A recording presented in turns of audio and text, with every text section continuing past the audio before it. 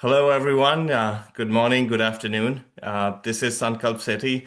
I will be a moderator and host today, and welcome to our webinar here titled Direct to Patient, Making Innovative Therapies Accessible and to everyone, everywhere.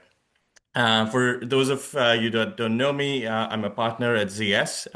I lead our cell, gene, and advanced therapy practice and work extensively in this space. I've also been spending a lot of my time on direct to patient in recent months. And what this is a convergence of those two things that don't usually come in the same breath, thinking about direct to patient and these advanced therapies. But a lot of the challenges that we see in this space, as well as a lot of the learnings that we've seen from DTP outside of this space, make this a right opportunity for us to be thinking about innovation, thinking about things differently here. With that in mind, we've got a wonderful and a comprehensive set of experts here to support the conversations, representing manufacturers, bringing the innovation and commercialization mindset, patient advocacy organizations, provider, as well as an AI innovation and disruptor to rethink what this future could be. So with that in mind, I'll have the panel introduce themselves, starting with Pete. Hey, Sankalp, thank you for the opportunity to participate. My name is Peter Tadros. I am a Senior Director of Marketing at CSL Behring, and I lead our hematology franchise for the US organization. Thank you. Thanks, Pete. And George? Hi, Sankalp. Thanks for having us all here for this discussion. I'm George Eastwood, Executive Director of the Emily Whitehead Foundation. Many people know, I'm sure nearly everyone on this webinar know Emily's story, the first pediatric CAR T patient. The foundation's mission is to deliver these types of curative therapies to countless more Emilys. Great to be here today. Thank you, George. Meena? Hi, everyone. My name is Meena Mallipeddi, and I am the CEO and co-founder of AmplifyMD, a fully virtual practice that has a full 50-state footprint and has been driven by the mission from day one of providing access to care whenever and wherever it's needed. So as we all know, better access means better outcomes, and we're looking forward to seeing and talking about that further with the team on the panel here today. Thank you, Meena. And Simone? Hi everyone, I'm Simone. I'm the founder and CEO at Radical Health. Our goal is to give every patient access to the world's top doctor, and we're initially focused on oncology. And the way we do that is we train an AI oncologist on the top academic centers in the country.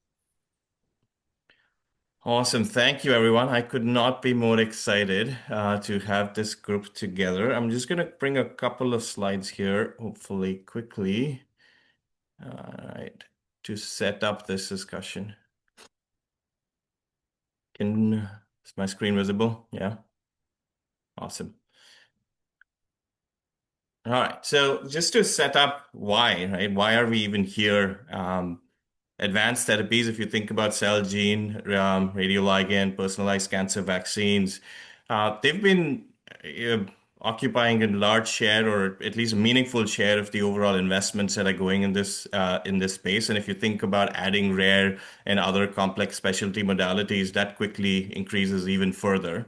And that's been spurred by a lot of the clinical success that we've seen in this space. We're just sharing one from the CAR T statistics here of over 100% ORR.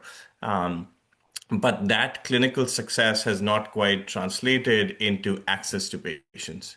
Again, thinking about CAR Ts, we see a stat of around 15 to 20% of the eligible patients that can benefit from these transformative therapies getting eventually access to these therapies. And so yeah, that stat is similar or could be in that zone as you think about other modalities and you think about gene therapies and other advanced therapies. But the story of clinical success not quite yet translating into both commercial success and obviously, most importantly, the patient access to these therapies. And so what we're going to be unpacking today is why that is the case, and then how can direct-to-patient approaches, how can virtual health, telehealth, as well as AI play a role in solving for some of these problems. I'll spend a couple of minutes just talking a little bit about these problems, unpacking it some more, and then we'll head over to our panel discussion here. But if you think about why, right, what's the reason why we haven't quite seen this clinical success translate into commercial and patient access? From a physician perspective, a lot of the traditional reach frequency-based models start to break down in this space. First of all, the physicians themselves, there's, the access to these physicians is reducing. It's hard to make these physicians aware, educated on these novel therapies when it's becoming harder and harder for your in-person kind of channels to be engaging with these customers. There's a lot of also just entrenched behaviors. These are physicians that are obviously experts in their fields, but they're entrenched in a lot of their own clinical behaviors and beliefs. The pace of innovation is so intense; it's hard to keep up with all of it and stay up to date on what these therapies are and how they can be treated. And many of the times, these physicians don't have the physical sort of capability within their practice to administer these therapies, and as a result aren't as experienced in these therapies to be able to offer and educate their patients about these therapies. From an SG&A perspective, a lot of these are classified as rare therapies, and it's hard with traditional SG&A approaches or benchmarks here to cover vast swaths of your customers through traditional channels, right? How do you really engage with and make aware multiple different specialties that go into diagnosing a patient in rare disease? And so that sort of bandwidth and both from clinically but also commercially comes in the way as we're thinking about the space. From a patient angle, there's similar challenges there. There's generally low awareness as you think about, these rare disease patients. Those symptoms could be symptoms for a lot of different things, and there may be just that lack of understanding of awareness of what these mean. Pharma is spending a lot of money on awareness channels, right? There is a lot of DTC that is spent, but a lot of that awareness doesn't translate into a meaningful call to action. Yes, okay, I'm now made aware of a therapy, but what do I actually do? I was talking to or through a research with some MG patients that don't see their specialist for up to a year. Now, think about investing on the top of the funnel with awareness, but if that awareness doesn't have a route to action, it doesn't necessarily that doesn't necessarily result in, the patients getting activated or patients finding the care that they deserve. And so the question is then, how can DTP be leveraged here, and how can it help us solve some of the problems in this space? DTP broadly today in the industry can often be misconstrued as a checkout cart, right? It's I've got a script, I can log on to the manufacturer's website, and I can use it to get access to cash pay channels and being able to get access to my therapy. And it's frequently right now being used as a fulfillment channel. The challenges in our space, in the advanced therapy space, though, are different. We're talking about challenges in diagnosis, from diagnosis to potentially referral and consult with the right kind of specialist. And that specialist then forwarding you on to, and giving you the right kind of care that patient deserves. And so what we need to enable through direct to patient is this channel becoming faster, right? Today, this channel can be months if it's ever completed, but in a lot of cases that channel itself or that pathway itself is broken. And what we can do through direct to patient is complete this pathway and make it faster by leveraging virtual health, by leveraging direct to patient, and by leveraging AI. And so with that in mind, I'm going to invite the panelists that we have here into the conversation. Just going to stop sharing my screen here. And to maybe start us off, George, from a patient perspective, the Emily Whitehead Foundation has been directly helping patients in finding access to these advanced therapies. What are some of the challenges you've seen in patient access today, especially as you're thinking about CAR-Ts and rare and gene therapies? Yeah, thanks, Sankalp, and thanks for the background. I think we can zoom all the way in or we can zoom all the way out with these questions. When we think about structural barriers, which you pointed to a few very notable ones, these therapies launched in 15 large advanced treatment centers. The numbers have grown, but as you pointed out, we're at about 15% of patients that are receiving them about 8 years post-approval. So at the systemic level, there's a million levers we can pull, and we've talked about them throughout over the last few years. But when we think about what can we do today for the practical barriers, thinking about patient education and awareness, physician education and awareness, and in both cases, trying to meet both the physician and the patient where they are. There is not a one-size-fits-all solution for that.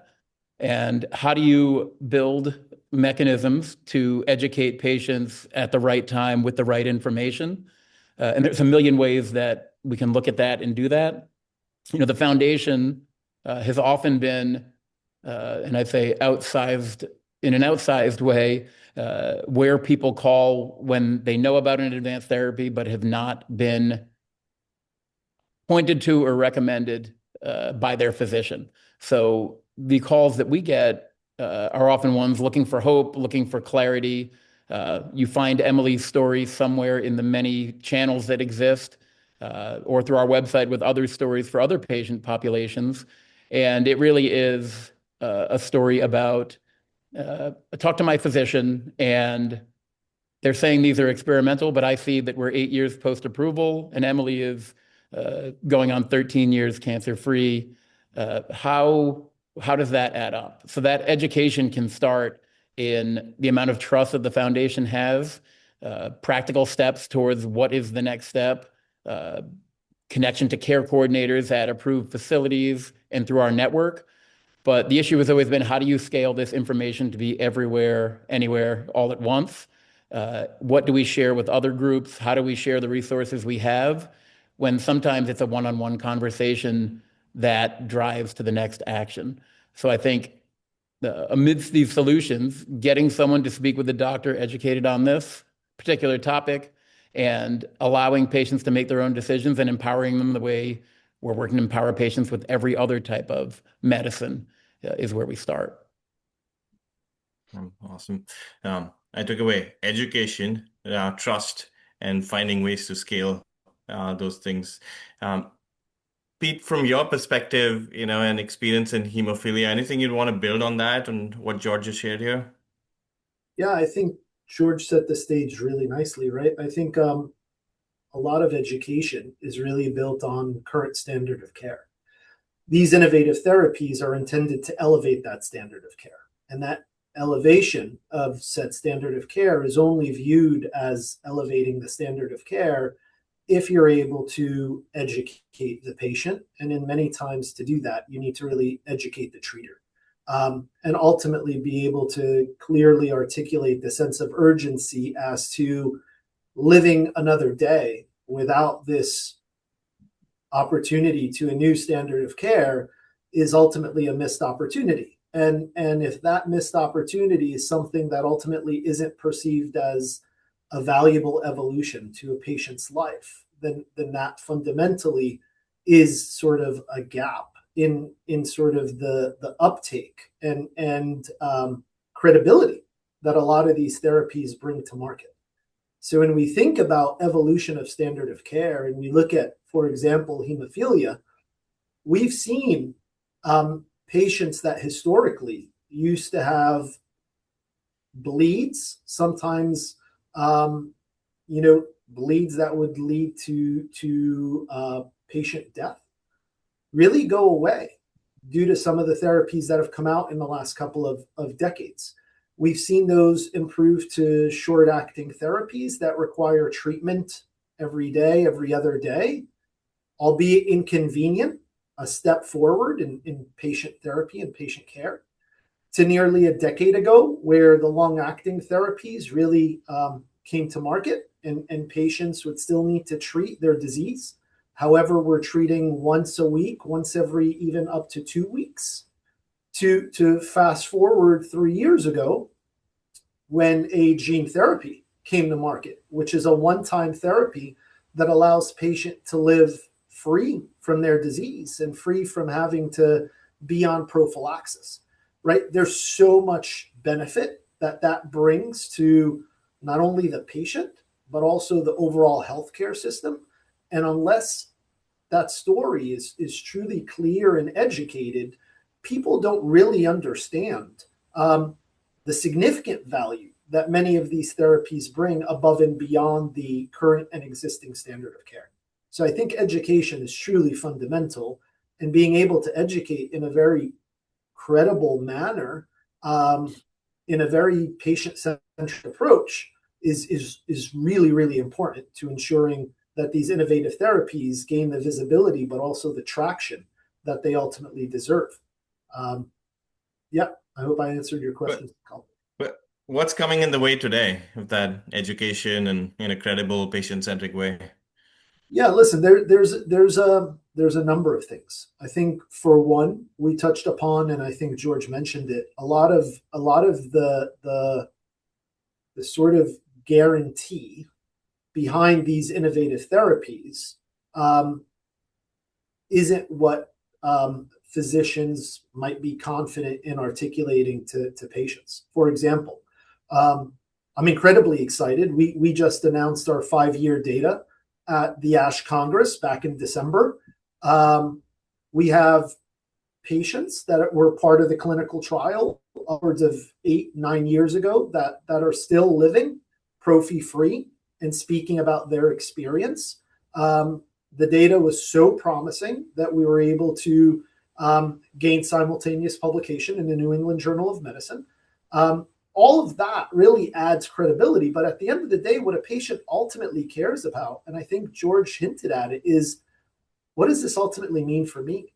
And having other patients speak to their experience for therapies that might be perceived as new, but are not necessarily that new. They've been on the market, FDA approved for numerous years, are just significantly better than other therapies. And, to be honest with you, oftentimes what's too good to be true can be perceived as too good to be true until you actually are bought in and believe it. And having real world experience out there, having patients tell their own story, having advocacy groups further support these innovative therapies clearly helps build credibility above and beyond what the data shows, but really helps patients understand the significant value that these innovative cell and gene therapies bring to the market that's significantly better than current therapies that are on the market today. Awesome. Very well put, and good setup for then turning over to Meena and then Simone. Can you briefly describe your organizations and just how they're helping address some of these patient access challenges that George and Pete just described?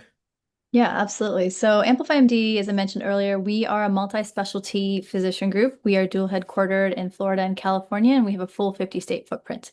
The important thing here is that we are multi-specialty, and we have about 15 different clinical lines under coverage, including, importantly, relevant to this conversation, hematology oncology. What that means is a patient in any state across the country can get access to an oncologist or a hematologist for their specific disease condition if they're not satisfied with the care they're getting today, which when you're talking about direct to patient, or if you're talking about why is a patient online looking for resources, looking for help, looking for questions, as opposed to going to their own direct provider, something isn't right, something isn't working for them. It could be a matter of they don't have somebody, which, it tends to be more rare if they have a chronic condition. It tends to be a matter of maybe they aren't able to see their physician as frequently as they would, or not get the responsiveness that they would prefer. That is actually probably the most common reason that we see people reaching out to us.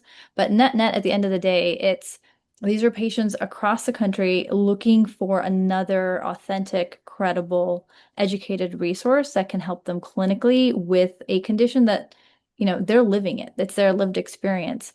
But they're not able to get the confidence in the answers, or they have doubts in what they're hearing and seeing. And they're looking for a way to help explain that. Thank you, Meena. Nice, yeah. And at Radical, our goal is to give every patient access to the world's #1 doctor. And we're initially focused on oncology, where we think that need is the greatest. Like if you look at a disease like multiple myeloma, for example, you're going to live on average 76% longer if you have a complex case and you're treated at a place like the Mayo Clinic compared to your standard community clinic. And obviously 80% of patients aren't treated at one of those top academic centers. So our goal is essentially to democratize access to that expertise. And the way we do that is we partner with the top academic centers, places like UCSF, the Mayo Clinic. We've accessed data on over 11 million patients here, and we train an AI model which essentially acts like their top clinicians and then goes beyond and delivers superhuman performance. And then the way we use that AI oncologist as a direct-to-patient platform, because we believe patients are the only ones who are truly incentivized for like an AI-native healthcare system. So the way that works is, let's say we have a patient in rural Arizona, they can come to us directly on their website. They link their medical records. We're compatible with 99% of all the providers in the country, so patients can share medical records with just one click. And then we use our AI oncologist and AI tumor board to create a personalized treatment plan of different options for them. So we may say that we actually don't think you're going to be responding well to your current chemotherapy, but we've seen this new latest research of this new drug. How about we see if we can get you onto that? And then we have 24/7 support and AI nurses to support the patient through that entire journey. Wonderful. Maybe converging some of these questions and themes together a little bit, and Pete, I'd go back to you. Telehealth, at least initially, was used in certain applications of urgent care, perhaps the most commonly.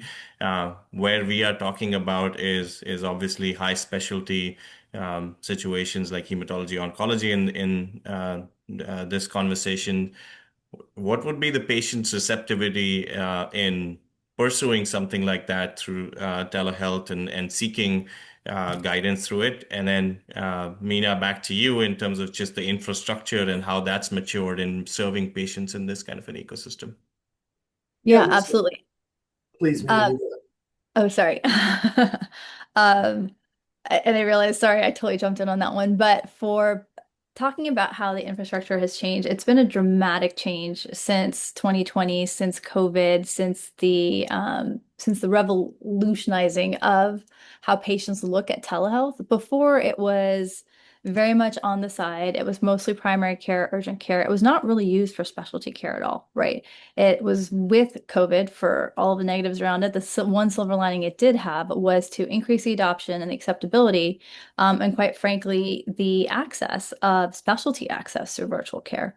And so now it wasn't just primary care, urgent care visits. You can now see an oncologist. You can now see a nephrologist. You can now see any kind of infectious disease. Take your pick, any E&M specialty that is appropriate and non-procedure based for seeing virtually is now available for appropriate virtual care online. And I think that has really opened it up. I'll hand it off back to you real quick and add more after that. But that has been a game changer, I think, both for, physicians working in the specialty space that have been looking to help their patients get more access, but also for the patients that before were basically stuck in their communities, right? It's if you lived in the right zip code, you had access. If you didn't, you were out of luck.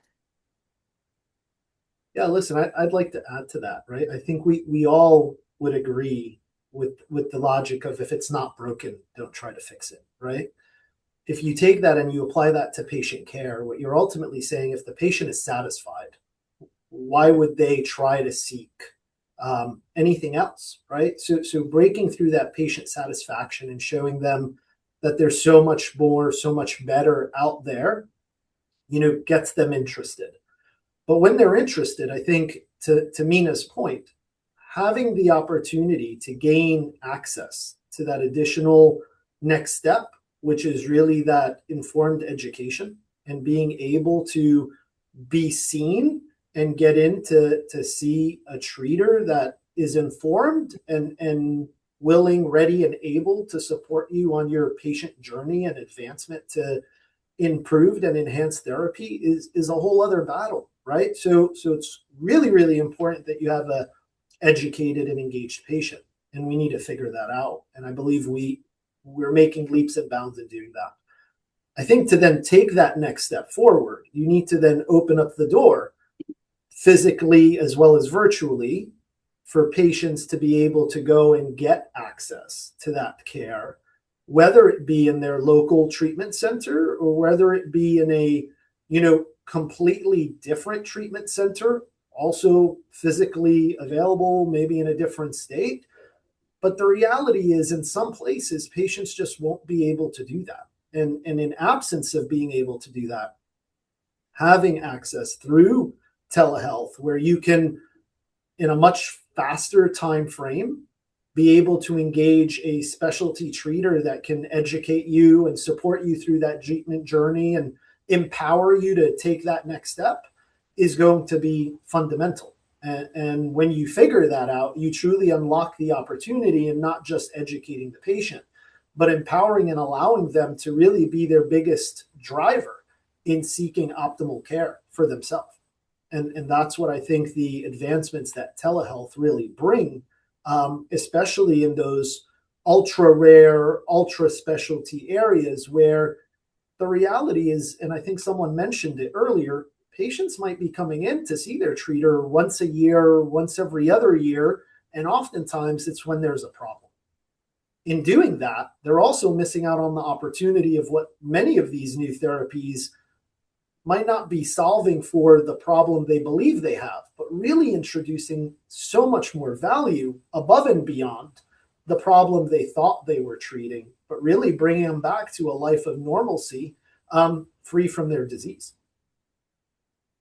So is what you all are saying is this in this future journey that we're trying to construct here, a pathway that we're trying to construct here, it has to obviously start with awareness and education in the right way. But a critical missing ingredient today is access to that kind of a second opinion that connects that awareness to patient getting assessed eligibility and perhaps a recommendation to treatment if it's so appropriate, that then guides those patients to the right institutions physically or virtually to get access to these therapies.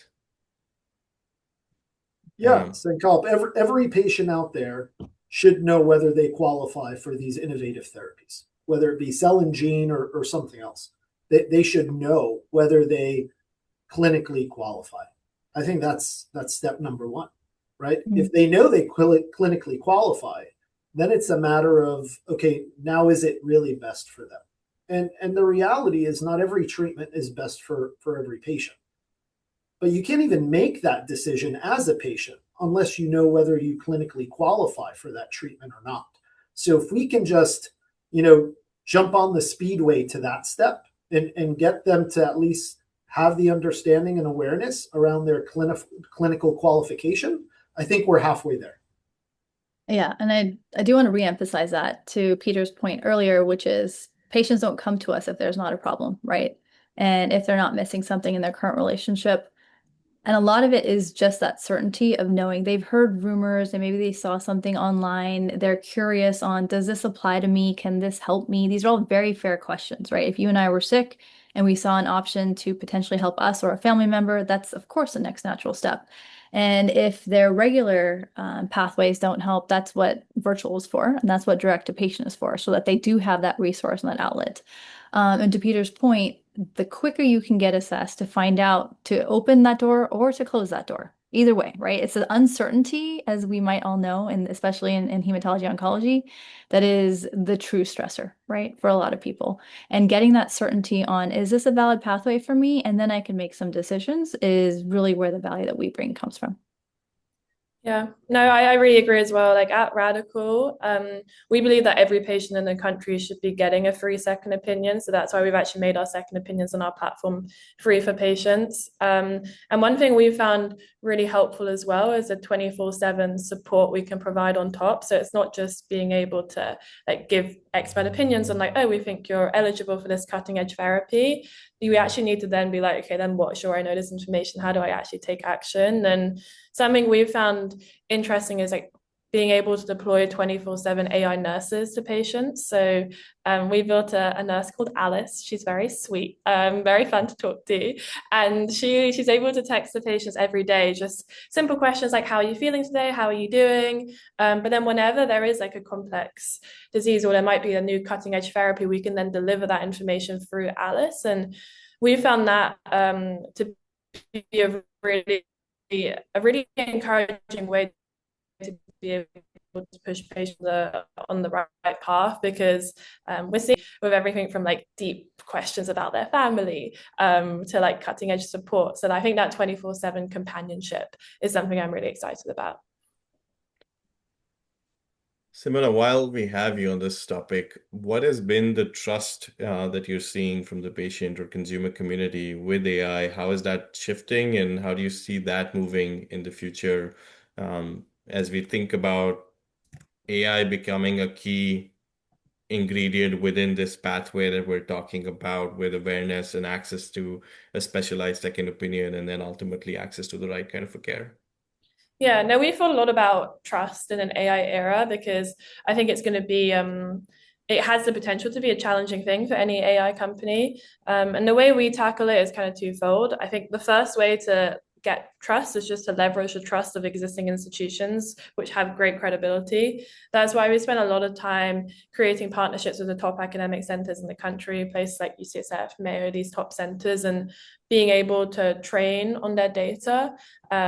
Because rather than just create all the trust ourselves, it's easier to say that actually we ran a study showing we're equivalent to getting care at one of these centers because we've accessed all their data from the last 10 years. So I think that's the first way we think about it, and that's been really effective for us.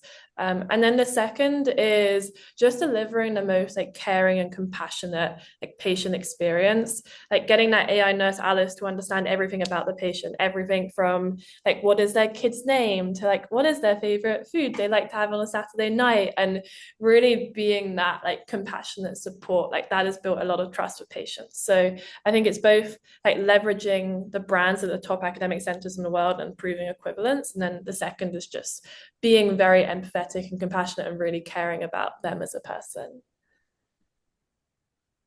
George, I saw you come off mute. Yeah. Might Yeah, be when I think about this, good it's a time. different part of the journey, but the work we've done on long-term follow-up and thinking about how you educate a patient, what their options are, even post-treatment. So we were able to ask some of these questions around comfort of sharing your health information with AI versus sharing information with your drug manufacturer. So now it's a bit over a year and a half ago, but those numbers were quite low in trust in AI, but we know that that's growing over time. And I think some of the direct connection to this can make a huge difference, right? Whether it's, did you know you could follow up with your home center after being treated in an academic medical center? I think there's further questions that need to be asked. And in the result of that survey was about 100 more surveys that I want to get to patients to understand the comfort level with advanced tools. And if the comfort level isn't there, what can we do to educate patients?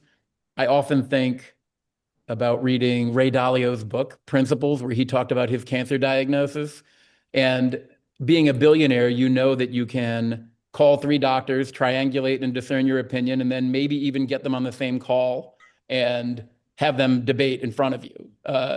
Billionaires tend to think they can do that. Well, how do we give those options to a second opinion, a third opinion, while still respecting that first opinion, and just enabling patients to understand that there's many ways that we can explore and create options for ourselves.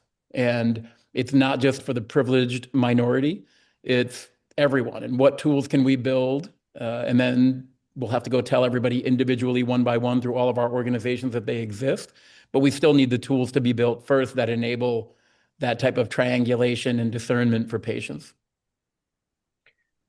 And George, what role can advocacy organizations play in, or must play in, this kind of pathway that we're describing, which is direct to patients, starting from awareness with access to second opinion and access to care that's directed around the patients or designed around the patient versus how it is today? which is a broken pathway. What role must the advocacy organizations play in enabling that and scaling that? Yeah, and I guess following up from my previous comment, it is this zoom all the way in, zoom all the way out. It could be grassroots community level work. And it ties into a lot of the reason why the Emily Whitehead Foundation, in an expanded mission, representing all patients that can receive advanced therapies. When we think about our healthcare system that was not built for cures, there are a lot of similarities between cell, gene, and any and all of these expensive, hard to deliver, let's say still relatively unknown medicines. At the top level in the conversation we're having now, thinking about telehealth and AI, there's so many barriers from a policy perspective. I mean, even me personally, hopefully she doesn't see this, I had to drive down the street of my own house and pretend I switched states to talk to my therapist on Thursdays. Fortunately, these backgrounds that exist in Zoom, I could keep that lie going. But it really made no sense that structural and insurance-driven challenges don't allow us to seek the options that were very helpful during COVID for a lot of us. How do we extend that? It's all the way at that level, right? The advocacy that we can have as patients when we're in Washington and patient groups can have around, here's a practical thing that we're all going through. And then on the awareness side, there are patients that we talk to that do not want to drive 2 hours to Philadelphia or to Pitt to park in a crowded center during the hardest time of their life when their child is diagnosed. So what is the next step that we could do to make that more comfortable? For us, sometimes it's more have a conversation with a doctor at CHOP or Penn, and that trust gets built a little bit. And suddenly that barrier to driving to the center is a little less. But how do we provide that information, allow patients to make their own decisions, while at the highest level, allowing that to happen from a payment and payer perspective, because policy can limit all of that too. So I think it's really difficult to think of a single challenge, but I know, Sankalp, you and I talk about this all the time. Well, what are we going to do today while we can dream about the future where there's CAR T everywhere in every community or a gene therapy being administered through injection at a rural pharmacy and a specialist? What do we do today? And I think we've had telephones for a long time. We've had these systems for a long time. How do we get that second opinion, that conversation going, and then build from there? From a platform perspective or DTP perspective, Meena, we've seen a few already in the market, not in the complex and cell and gene space just yet, that are out publicly. But we have DTP is not a new thing for the industry at large. What evolutions have you seen in that as you've been observing the space, and what are some things for us to keep an eye out on as we think about the maturity of the space and what we want to take away for our advanced therapy space? You're on mute. I want to highlight two specific aspects of it. One is the fact that these patient populations, especially for cell and gene, are some of the most educated patient groups out there. They've been advocating for themselves since the beginning, right? Since when they first got diagnosed, when this disease was first discovered, when it first became a cause. So they're very well organized as a patient group, but also very well educated as a patient group, which is not necessarily the case in most places where you see patients come in a direct-to-patient capacity and are looking to talk to a doctor. Those tend to be more exploratory conversations. These cell and gene and more directed conversations in the hematology oncology space, the patients are coming with knowledge and with specific questions. I have this. This is my current condition. I heard about X. Does this apply to me? What do I need to find out, or what do I need to do to figure out if it applies to me? This is a very precise and directed conversation. It's not a kind of general, this is my 1-year checkup and I'm going to check the box on 50 different tests, right?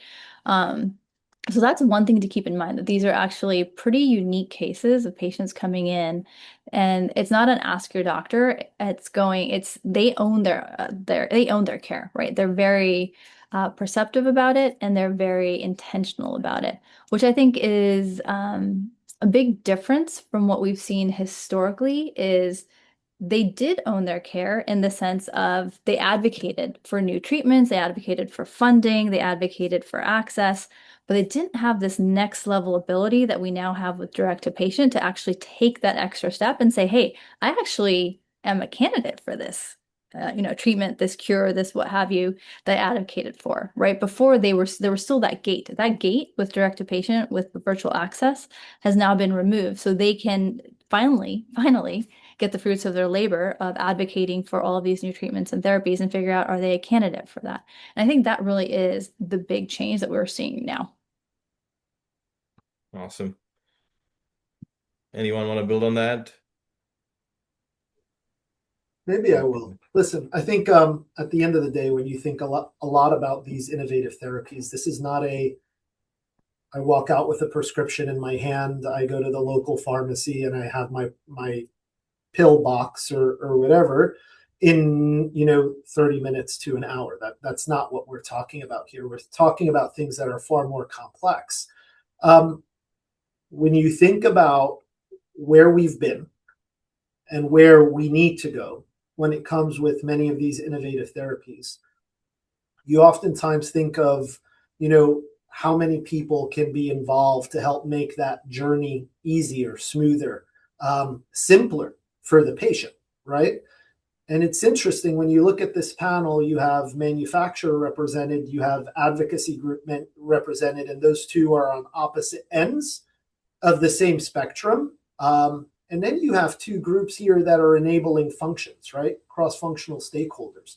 I think it's really important that all four groups here continue to work together really, really closely with the same goal in mind. And that same goal is ultimately focused on enhancing and improving the life of a patient out there, whether it be through access, whether it be through education, whether it be through empowerment, whatever that is, that's the shared goal, is having that patient wake up tomorrow and ultimately live better than they live today.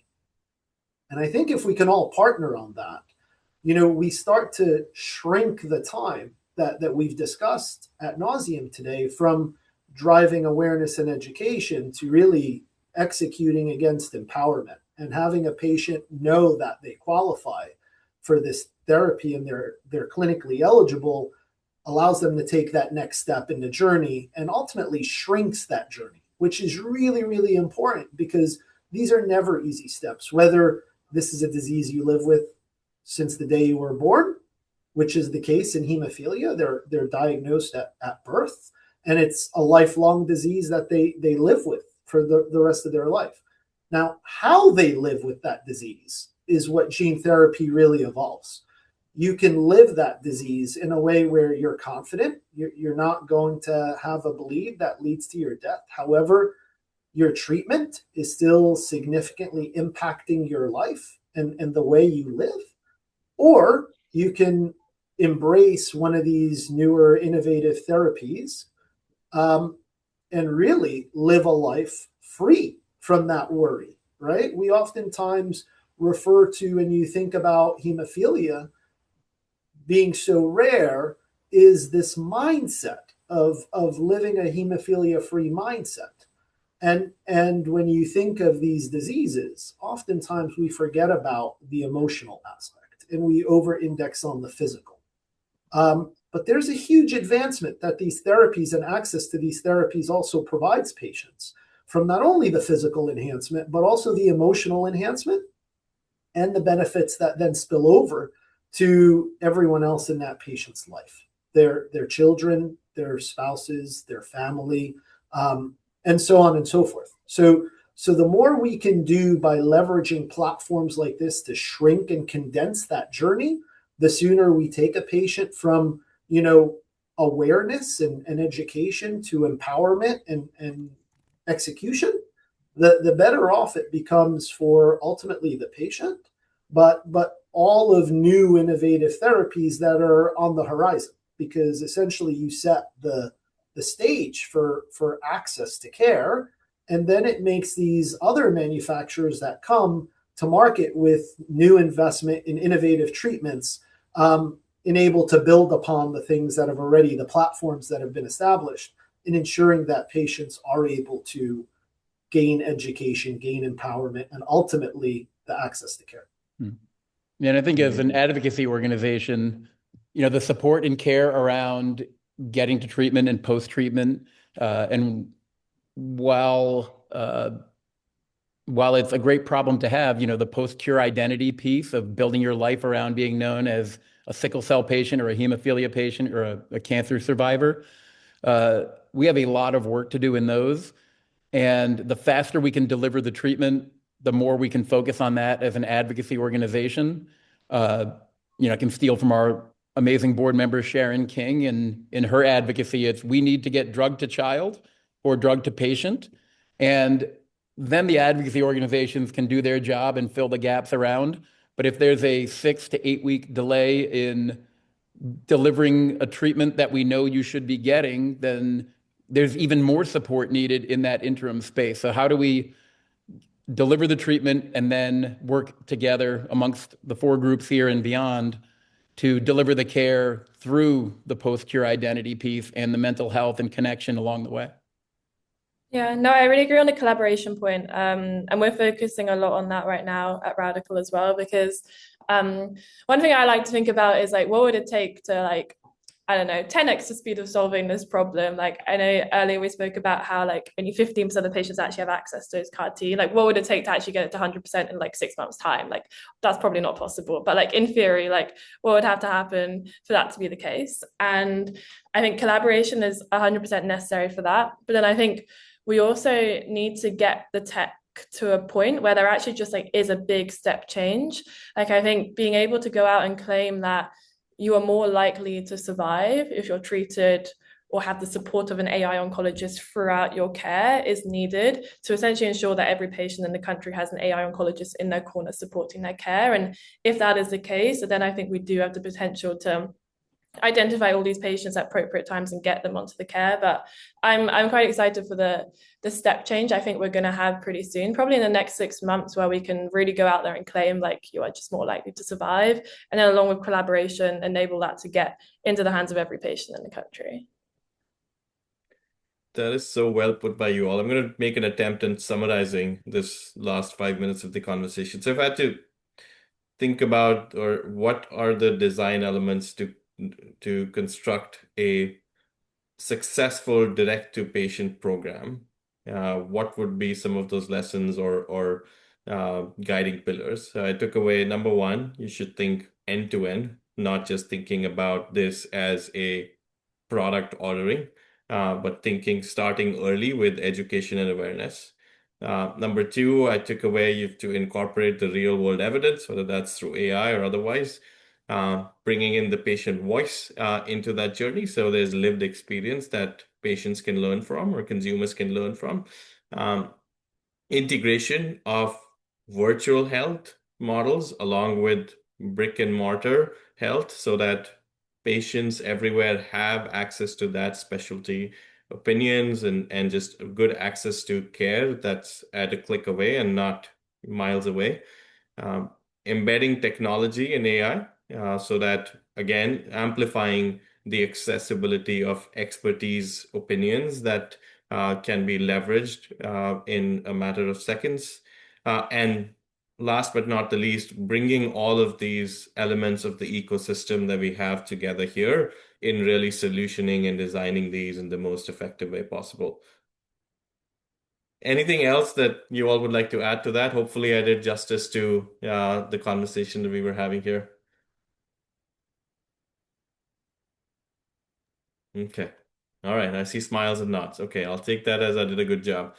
Okay, great. Thank you. Thank you much to my panelists here. We have a few questions that are starting to come up. Let me look at these here, and also a reminder to those of you listening in live to put in any other questions that you might have. We have about 10 minutes or so here for any kind of Q&A.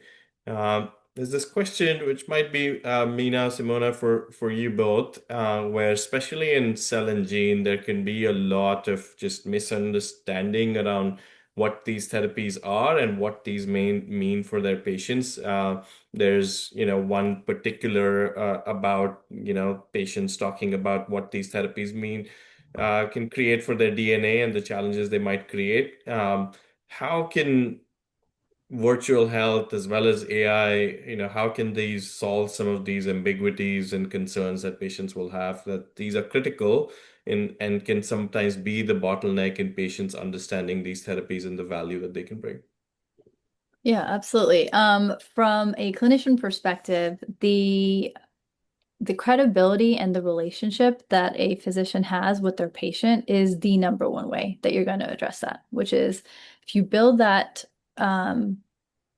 trusting relationship between the patient and the provider, and they feel heard and seen, but they also are understanding of what you're explaining to them, that's the first step, right? That gets you 90% of the way there. And then, of course, you have the data, you have the studies, you can share the actual science behind it. But if you don't get them to the point where they're willing to listen to you and be open to the science behind it, you can talk till you're blue in the face and they won't accept it, right?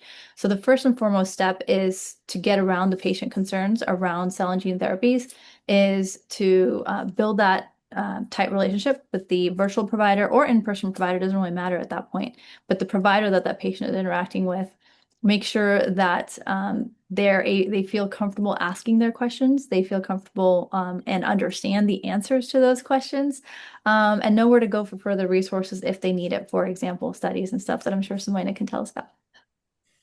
Yeah, no, I mean, that's a really good point. And we've also done a lot of testing of like optimal ways to deliver the information to improve understanding, because patients come to us a lot and they're like, oh, I feel like my doctor expects me to have a PhD in cancer to be able to understand all this terminology. So both on our reports we provide to patient and the nurse Alice is all communicated to patients in the 6th grade reading level.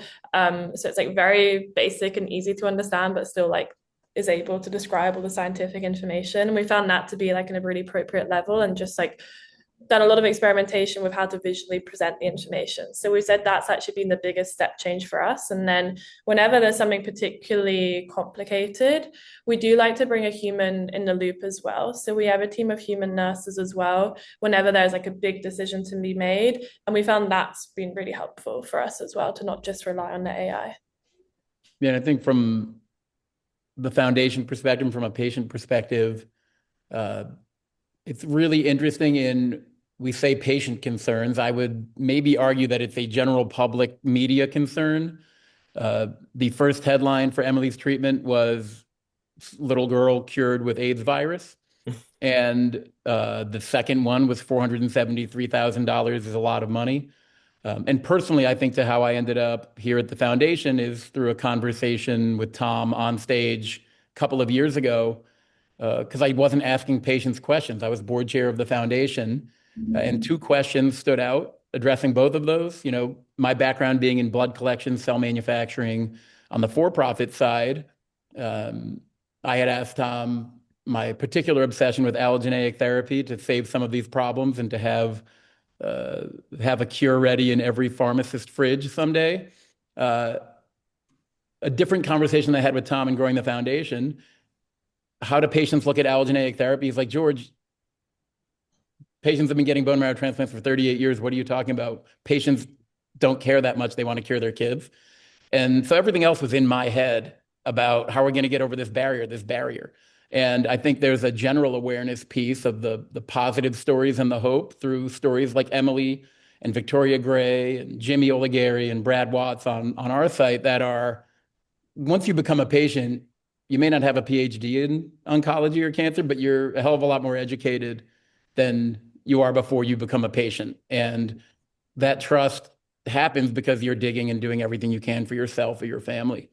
And then the perception of these things being expensive. Well, how do you speak about value and the value that a cure through your DNA can bring, right? And I think there's immediately a step once you have a rare disease or a cancer, you start becoming an expert in some way and you have different conversations.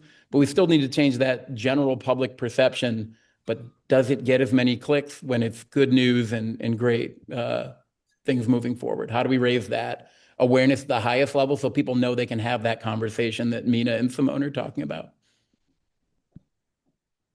Awesome. Thank you all for that. Meena, there's one more for you, maybe to start with, and then others to build in. Maybe compare and contrast what we've been talking about here to the DTP that we're seeing in the obesity space, the Lilly Directs of the world. How are they different, and what can we learn from what we're seeing in the obesity space? Yeah, absolutely.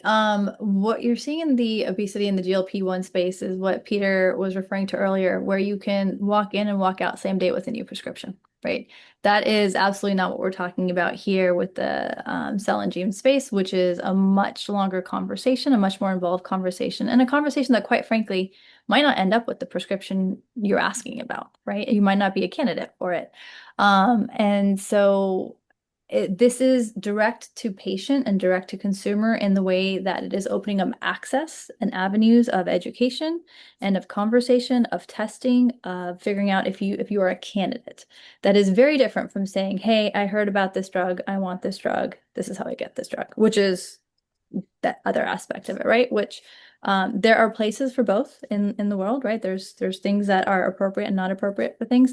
For a complex disease and pathology like oncology and like the disease we've been talking about, this is a longer conversation. It is not going to be a one-time 30-minute appointment and you walk out with your prescription in hand to go to CVS.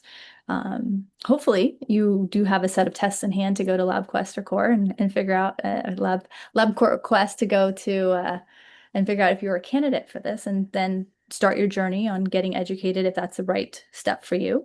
But it is the first step in a continued journey for your care. Amazing. Just to add to that, I think that's really, really important. Oftentimes we also think these resources are in place of your opportunity to engage with your treater. It's really not. Yeah. What it's intended to do is enhance the experience that you even have with your treater, because an educated patient that's walking in to meet with their treater, number one, may have greater sense of urgency, may be more informed, but also is intended to go in with a clear sort of already understanding of what they want to go in there and ask their treater for and ask their treater about, right? Yeah. So it's not a us versus them approach. It's actually a how do we actually make that interaction even better? And rather than have the patient sit at home in a state of satisfaction because they don't know how these innovative therapies can further enhance or improve their life, and waiting a year, 2 years, or even longer to have that discussion with their treater, how do we get them in now and have them have that discussion with their treater so that they can make that decision together between patient and physician on whether this is really a next best step for them or not, right? But these steps are intended to supplement, not really replace, but enhance the experience between the patient and the treater, which at the end of the day, the patient will always benefit from. Yeah.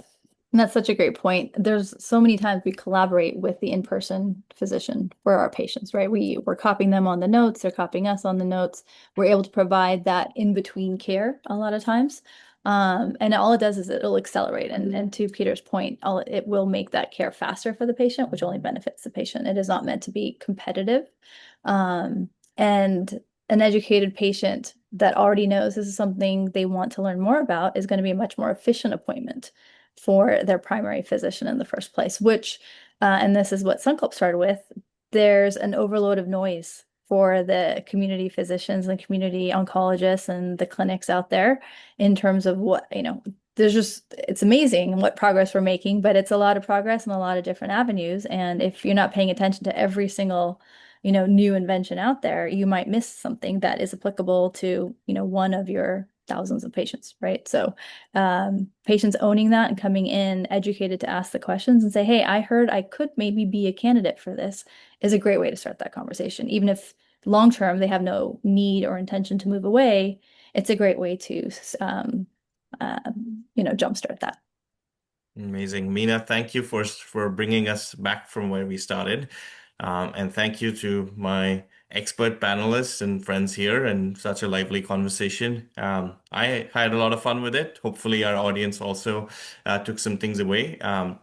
I will say, based on this conversation and the work that we're seeing in this space happening across the board, direct to patient does serve as a very critical tool and an important one in building a pathway that doesn't exist today and getting patients accelerated through that path of diagnosis, referral, and treatment to care. So if you're not already thinking about some direct to patient in your spaces, this is a good trigger for that. Thank you for joining us for the full hour here, and hope you have a good rest of the day. Thank you.